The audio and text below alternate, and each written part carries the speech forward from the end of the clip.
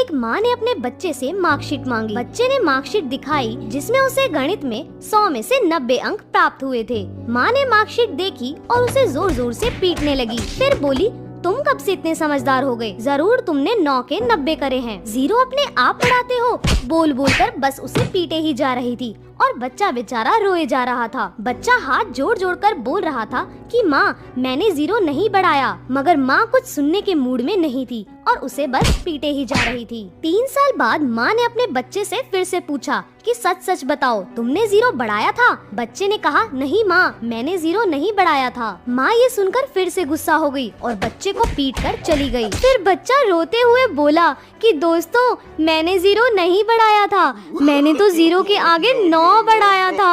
और ये बात दूर खड़ी माँ ने सुन ली और आगे क्या हुआ आप देख ही सकते हैं। और आज मेरा रिजल्ट आया। रोल नंबर डालते हुए मेरा हाथ कप आया। आंखें खोलने से डर लग रहा था, एक्सप्रेस नहीं कर सकता, इतना अजीब लग रहा था। और जब आंखें खोली तो देखा 89%, पर वो एक, खैर छोड़ो। मैंने अपने मार्क्स अपने पेरेंट्स को बताए और उन्होंने कहा कि 1% और ले आता। पड़ोस वाले अंकित के 91% आए हैं, थोड़ा और पढ़ लेता तो तेरा क्या जाता। और मेरे फेस पे स्माइल तो थी, लेकिन अब आंखों में आंसू भी आने लगे।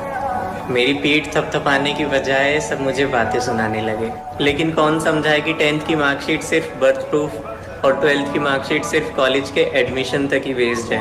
साला IIT JEE छोड़ो, यहाँ तो DU में इतनी रेस है। कैसे समझाएं कि ये दुनिया मार्क्स से नहीं नॉलेज से चलती है। अरे आर्ट्स हो या साइंस हो, सबको मेहनत करनी पड़ती है। उस एक मार्क की वजह से मैं सबकी नज़रों से गिर गया और 1 साल की मेहनत पर 1 मिनट में पानी फिर गया।